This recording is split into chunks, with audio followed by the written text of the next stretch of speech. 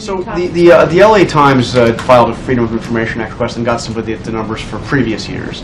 And it showed that back in 2008 there were more than 8,000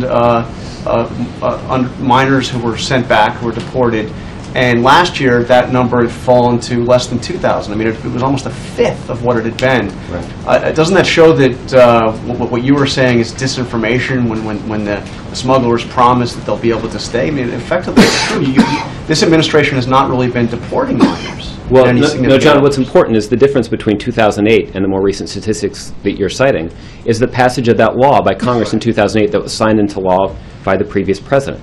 And what that law mandated was a difference in the way that children who arrive in this country from non-contiguous countries are treated in the immigration system.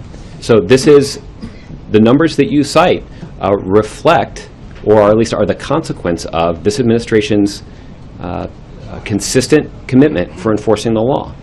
What we are seeking is greater authority for the Secretary of Homeland Security to exercise some discretion that would allow him to make that process more efficient, and in some cases more quickly and promptly remove some children from this country if it is found that they don't have that they don't qualify for humanitarian relief.